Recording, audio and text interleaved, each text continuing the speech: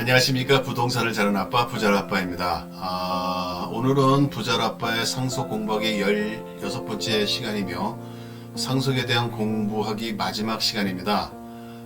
그동안 많은 것들을 공부했는데 그 공부한 것 외에 좀 알아둬야 할 상속에 관련된 기타 사항들을 몇 가지 정리해서 살펴보면서 부자라빠의 상속 공부하기를 마무리하고자 합니다.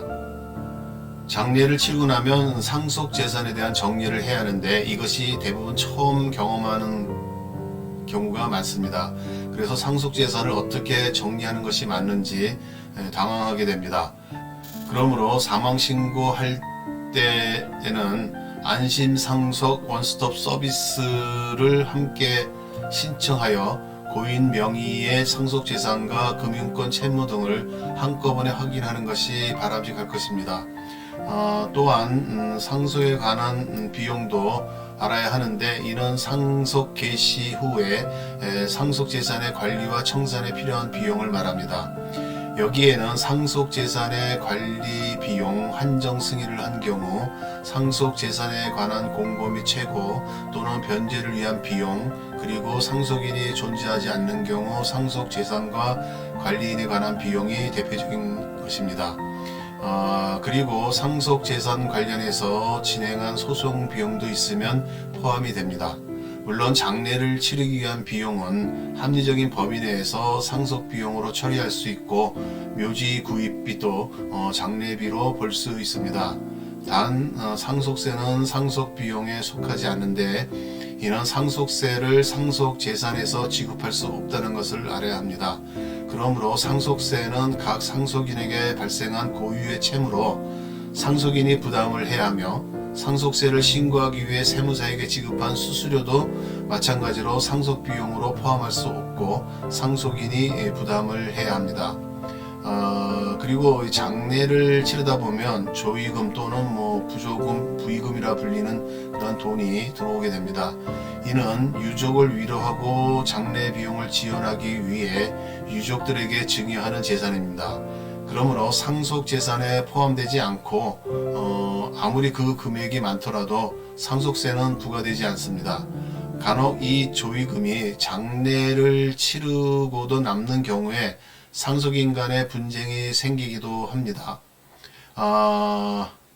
이에 대해서 서울가정법원 판례에서는 장례 비용을 충당하고 남은 조의금을 나누는 것에 대해서 구체적인 기준을 제시하고 있습니다.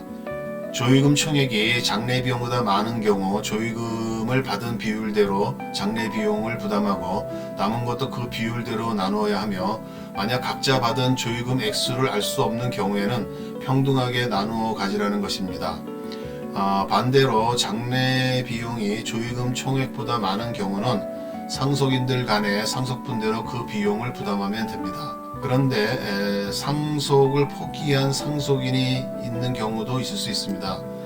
이 경우에도 장례 비용 부담은 상속을 근거로 하는 것이 아니고 망인과 친족 관계에서 비롯되기 때문에 상속 포기자도 장례 비용을 부담해야 한다는 점 아셔야 합니다.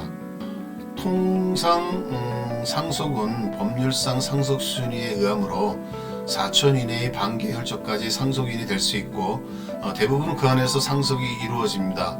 그런데 간혹 상속인이 없는 경우가 있을 수 있습니다. 이런 경우는 상속 재산이 국가로 귀속되게 되는데 국가는 상속인이 되는 것이 아니고 적극 재산만을 취득하게 됩니다. 그러므로 상속 채권자 등은 국가에 대해서 피상속인의 채무에 대한 변제를 청구할 수 없습니다.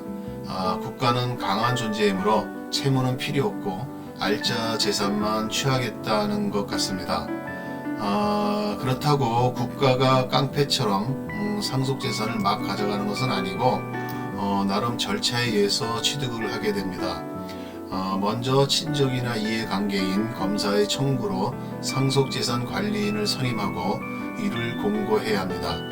이 공고 이후 3개월 내에 상속인의 존부를 알 수 없는 경우 상속재산 관리인은 일반 상속 채권자와 수증자에게 이를 신고할 것을 2개월 이상 기간 동안 공고하게 됩니다. 그럼에도 상속인의 존부를 알 수 없는 경우 다시 1년 이상의 기간을 정해 상속인 수색 공고를 해야 합니다. 상속인 수색 공고를 했음에도 상속인이 나타나지 않은 경우 가정법원은 피상속인과 생계를 같이 하고 있던 자, 피상속인의 요양 및 간호를 한 자, 기타 피상속인과 특별한 연관가 있던 자의 청구에 의해 상속재산의 전부 또는 일부를 나눌 수 있습니다. 이를 특별연고자에 대한 분여 청구라고 하는데, 이 청구는 수색 공고기간 만료 후 2개월 이내에 해야 합니다. 이러한 절차를 통해 상속인을 찾는 노력을 하고 특별연고자의 분여를 한 경우 이를 제외한 재산이 국가로 귀속되는 것입니다. 날로 먹지는 않고 최선을 다해보고 나눠 먹겠다는 이야기인 것 같습니다. 참고로 부부로서의 객관적 실체는 갖추었으나 혼인신고를 하지 않은 사실혼 배우자의 경우는 법상으로 상속인이 될 수 없으나 사실혼 관계를 입증하면 국민연금 등 각종 유족연금의 수혜자가 될 수 있고 주택임대차 보호법상의 임차인 지위도 이어받을 수 있습니다. 또한 상속인이 없는 경우에는 특별연고자로서 상속재산에 대한 분여 청구도 할 수가 있습니다. 과거에는 상을 당하면 소위 말하는 명당은 아니더라도 좋은 묘자리에 조상을 모시려고 했습니다. 심지어 28개 지목에 묘라는 것이 있어서 토지 중에서 산소자리도 구분하여 정리를 하였습니다. 하지만 지금은 많은 사람들이 상을 당하게 되면 화장을 하고 납골당에 모시는 것이 일반적입니다. 편하기도 하지만 분묘를 만들기 위해서는 별도의 토지가 있어야 하기 때문입니다. 그런데 아직까지도 임야 등의 분묘를 만드는 경우가 있습니다. 문제는 이 분묘의 주변에 상당한 임야를 끼고 있고 여기에도 소유권이 있다는 것입니다. 그러므로 부친이 돌아가신 산소의 소유권에 대해서도 분쟁이 있을 수 있는 것이 현실입니다. 그러면 분묘가 있는 산은 누구에게 상속이 될까요? 우리 민법에는 분묘에 속한 3,000평 이내의 금양 임야와 600평 이내의 묘토인 농지, 족보와 제구의 소유권은 제사를 주재하는 자가 이를 승계한다고 되어 있습니다. 여기서 제사를 주재하는 자는 상속인들의 협의로 정할 수 없으면 장남이 되며, 장남이 이미 사망하였으면 장손자, 공동상속인들 중에는 아들이 없는 경우 망인의 장녀가 제사 주재자가 되게 됩니다. 또한 분묘라 함은 그 내부에 사람의 유골, 유해, 유발 등 시신을 매장해 죽은 자를 안장한 장소를 말하고, 외형만 분묘의 형태를 갖췄을 뿐 그 내부에 시신이 안장되어 있지 않는 경우는 분묘라 할 수 없습니다. 금양 임야는 그 안에 설치된 분묘를 수호하기 위해 벌목을 금지하고 나무를 기르는 임야를 말하며 일정모 즉 3,000평입니다. 묘토인 농지는 경작에서 얻은 수확으로 분묘의 수호 및 관리 비용이나 제사 비용을 조달하는 자원인 농토입니다. 법을 해석하면 3,000평 이내의 금양 임야와 600평 이내의 묘토인 농지는 소위 말해 장남과 같이 제사를 주재하는 자가 승계하지만 그 범위를 초과하는 것은 일반 상속 재산이 된다는 것입니다. 금양 임야나 묘토인 농지인지 여부를 판단하는 기준은 상속 개시 시점이고 임야나 농지 현황과 관리 상태 등에 비추어 판단을 하므로 잘 따져봐야 할 것입니다. 만약에 거기에 해당되지 않으면 상속 재산이 되므로 공동 상속인이 지분에 따라 상속을 받게 됩니다. 그리고 제사형 재산으로 분류되며 상속세가 부과되지 않게 되어 금양 임야와 묘토인 농지의 합계 가액 2억 원 한도 내에서 족보와 제구의 가액 합계액이 1천만 원 한도 내에서 상속세를 면제받을 수 있습니다. 그 외 간단한 내용이지만 좀 특이한 사항을 좀 정리해 봤습니다. 먼저 그 사망일시와 실제가 다른 경우입니다. 가족관계 등록부에 기재된 사망일시는 일단 진정한 것으로 추정이 되지만 사망일시가 다르다는 사실을 객관적인 증거로 증명할 수 있다면 가정법원의 허가를 받아서 정정을 할 수 있습니다. 하지만 유족인 가족들의 진술만으로는 증거가 되기 어렵고 이를 입증할 만한 객관적인 증거가 필요합니다. 객관적인 증거로 장례식을 진행하면서 받은 조의금이나 참석한 사람들의 증언이나 이런 것들도 가능할 것입니다. 둘째는 망인이 동의한 장기 기증의 거부입니다. 간혹 기사를 보면 내사한 사람의 장기가 여러 사람을 살렸다는 내용이 있습니다.